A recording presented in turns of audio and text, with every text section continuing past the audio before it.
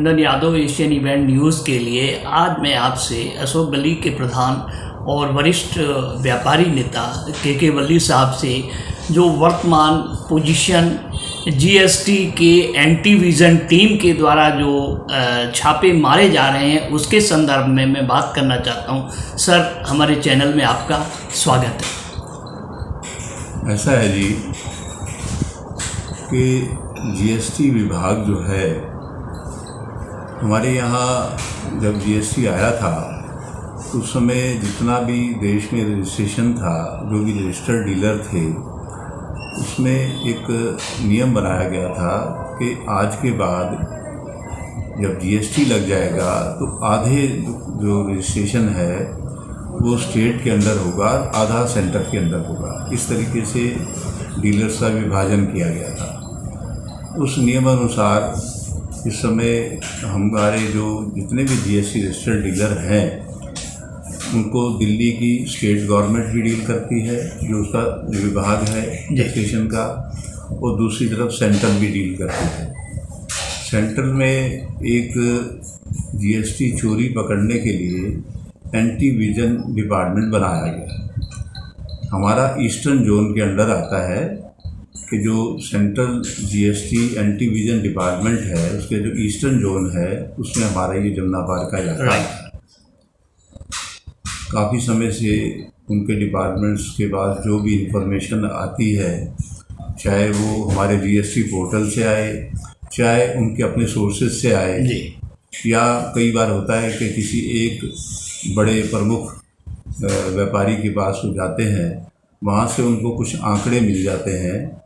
उस आंकड़ों के आधार पर वो बाकी दुकानदारों के पास भी जाते हैं उसको वेरिफिकेशन करने के लिए या उनसे जवाब सवाल करने के लिए कि आपका जो हमारे जो प्रमुख व्यापारी, इससे हमारी जांच में कुछ जीएसटी की चोरी पाई गई है, तो उसके बारे में आप क्या कहना चाहते हैं, क्योंकि आपका भी डीलिंग में उनसे इतने रुपए का माल का आदान प्रदान हुआ है जी।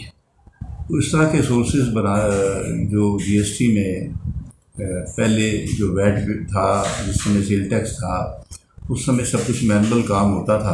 तो अब ये सारी चीज़ें ऑनलाइन होने की वजह से तो गलतियां पकड़ने के लिए जो विभाग बनाए गए हैं, उसका एक ऑडिट सेक्शन है जो ऑडिट करता है, और किसी की गलती होती है तो उसके लिए उनके जो कंसर्न डिपार्टमेंट है उनको सूचना देता है।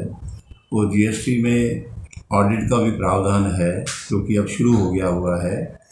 कुछ फर्में जिनको वो एट रैंडम चुन लेते हैं कि भाई इन कारणों से इनकी जांच होनी चाहिए, तो उसमें ऑडिट ब्रांच से भी लोग आ जाते हैं ऑडिट करने के लिए जी। तो इस तरह से मैं कह सकता हूँ कि जीएसटी लगने के बाद दुकानदार की टैक्सेशन के प्रति जिम्मेदारी बहुत बड़ी है। सर, इसी में एक सवाल और है कि ये दुकानदार लोग या व्यापारी लोग आरोप लगा रहे हैं सरकारी डिपार्टमेंट पर कि उनका मतलब कुछ आंकड़े लेकर, मतलब पास्ट के आंकड़े लेकर वो वर्तमान के आंकड़े देखने लगते हैं अधिकारी लोग, और जब देखने लगते हैं तो वहाँ कुछ थोड़ा बहुत अक्षर से कुछ नहीं होता है, वहाँ हम लोगों को फंसाने का काम चलता है, करने लगते हैं। और इस बात से आप कहाँ तक सहमत होंगे सर? देखिए, ऐसा है, जैसा मैंने आपको जानकारी दी है कि जो हमारे देश की वित्त मंत्री जी हैं, उन्होंने एक आदेश दिया था कि 2 महीने का समय सभी विभागों को दिया गया था, चाहे वो स्टेट गवर्नमेंट है जीएसटी का, चाहे सेंट्रल है। सभी लोग आज मिलके जो देश में फेक बिलिंग का, फर्जी बिलिंग का जाल बिछा हुआ है, उसको आप गंभीरता से जांच करिए, क्योंकि सरकार का अपना जो सोर्सेज है वो उनको सूचना दे रहे हैं कि देश में अभी भी बड़े पैमाने पर फर्जी बिलिंग का काम होता है, जिसमें माल का कोई आदान प्रदान नहीं होता, सिर्फ बिलों का ही आदान प्रदान होता है। और बाकी सभी दुकानों पर वेरिफिकेशन करना पूरे देश में बड़ा मुश्किल काम है। लेकिन ये जो स्टेट डिपार्टमेंट है, चाहे जीएसटी का सेंट्रल विभाग है, इस समय ये बहुत तेज़ी से इस दिशा में काम कर रहा है और ये आप समझिए कि आए दिन किसी न किसी रूप में स्टेट के तरफ से कम और सेंट्रल का जो जीएसटी डिपार्टमेंट है उनकी तरफ से ज़्यादा लोग मार्केटों में घूम रहे हैं और वो कुछ वेरिफिकेशन के लिए आते हैं। जैसा आपने अभी बताया, जब कोई भी अधिकारी किसी दुकान पे जाता है वो वेरिफिकेशन जो उसको करनी है, जो उसके पास लिस्ट में लिखा हुआ है उसके अनुसार वो वेरिफिकेशन कर रहा है। लेकिन जब दुकान में घुसने के बाद उसको कुछ चीज़ें आपत्तिजनक लगती हैं तो उनके बारे में भी जानकारी लेना चाहता है। तो कई बार दुकानदार इस तरह की बात करते हैं हमारे पास भी संस्था में आके कि वे हमारी वेरिफिकेशन के लिए आए थे और वो वेरिफिकेशन में हमने जो जो उन्होंने मांगा है वो सब कुछ दे दिया है, लेकिन वर्तमान में जो कुछ कागजात थे आपत्तिजनक उनको लेके वो हमें बहुत हरासमेंट कर रहे हैं। तो हमारा उनको यही कहना है कि आपको बार बार संस्था अपने सर्कुलर द्वारा समझाने का प्रयास करती है कि जीएसटी आने के बाद आप लोग बिना बिल के कोई भी माल ना खरीदें ना बेचें। टोटली माल जो है जीएसटी पेड होना चाहिए, जिससे कि आपको परेशानी ना हो और आपके जो कस्टमर है उसको भी रास्ते में परेशानी ना हो। सर एक और लास्ट सवाल है हमारा कि अभी वित्त मंत्री निर्मला सीतारमण जी के साथ आप लोगों की बात हुई है, वो जो क्या बात हुई है, आपने अपनी और व्यापारियों की समस्याओं को किस तरीके से उनके सामने उठाया और उठाने के साथ वित्त मंत्री जी की तरफ से कोई आश्वासन मिला, और मिला तो वो किस तरीके का मिला सर? देखिए ऐसा है, हमारे सांसद हैं गौतम गंभीर जी, वो भी एक व्यापारी घराना के से बिलोंग करते हैं। तो व्यापारी की समस्याओं को वो सब लोग भली भांति परिचित हैं। उनका बहुत बड़ा कपड़े का व्यवसाय है।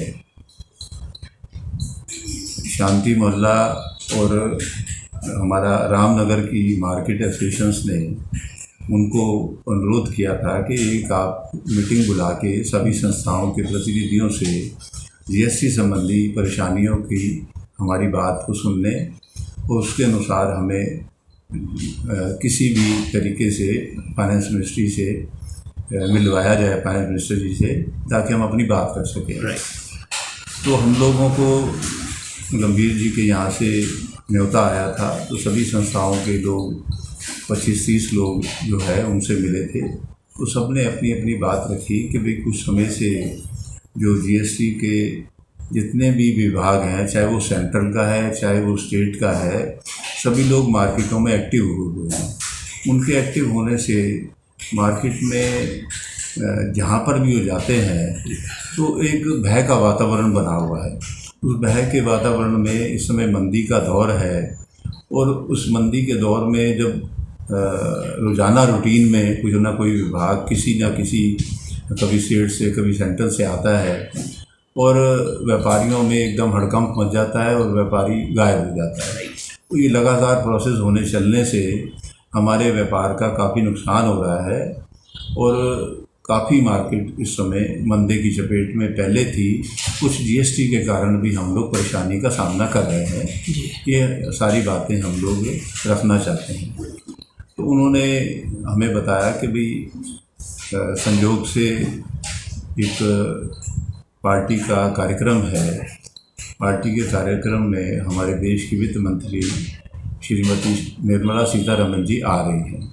तो मैं प्रयास करूंगा उनसे बात करके कि उनके कार्यक्रम के बाद कुछ 5-10 मिनट का समय दे दें, जो अलग से आप लोगों की उनकी बात कराई जाए। तो उसमें उन्होंने हमारी जो बात रखने का वायदा किया था, बात रखी, और उन्होंने इस बात को मान लिया कि कार्यक्रम के बाद हम लोग जो है अलग से बैठकर उनकी समस्याएं ज़रूर सुनेंगे। तो हमने यही बातें रखी कि मार्केट में बहुत इस समय जीएसटी विभाग को लेके उनकी सक्रियता बढ़ी है, और निश्चित रूप से हम लोग सरकार को सहयोग करना चाहते हैं कि जहाँ भी टैक्स की चोरी हो रही है, या जो आपने 2 महीने का एक अभियान चलाया पूरे देश में कि कोई भी फर्जी बिल या फेक बिल मार्केटों में जो चलता है उसके ऊपर सख्त से कार्रवाई की जाए। तो हम सरकार का उसमें सहयोग कर रहे हैं और करते रहेंगे। लेकिन हमारा जो मार्केट है एक बहुत ही मध्यम लेवल के सामान बनाने का रेडीमेड गारमेंट और कपड़े का मार्केट है, और उसमें जब स्टेट से भी और सेंटर से भी टीमें आ जाती हैं तो आए दिन चर्चा के कारण हमारा व्यापार को बहुत ज़्यादा असर हो रहा है। तो हमने अपनी जो स्टेट की ऑफिसर्स हैं उनके साथ भी बैठ के मीटिंग की है, उनको अनुरोध किया है कि आप लोग कुछ इस तरीके का, अगर यदि आपका कोई टैक्स हमारे ऊपर बकाया है और कोई भी कुछ बात करना चाहते हैं तो आप भी हमसे ऑनलाइन बात करके या हमें उसकी ईमेल आईडी जो हमारी रजिस्टर्ड है आपके पास उस पर भेज के जवाब सवाल आप कर सकते हैं। तो उन्होंने कहा कि हम लोग भी यही करने जा रहे हैं 2-3 दिनों में, कि जो पिछले 2017-18 में जो आपका बिलों का आदान प्रदान हुआ उसमें मैचिंग में फ़र्क था, तो उसके आंकड़े हमारे पास आ गए हैं, वो हम आपको मेल पर भेजेंगे। जिनका फ़र्क है उनकी मेल चेक करें, वो आप अपनी मार्केट में सर्कुलर निकाल के उन सबको जानकारी दें कि अपनी मेल चेक करिए, उसमें जो फ़र्क है अगर वो ठीक है फ़र्क तो उसका टैक्स आप तुरंत जमा कराइए। अगर उसके बारे में कुछ कहना चाहते हैं तो आप ऑनलाइन उसका जवाब दीजिए।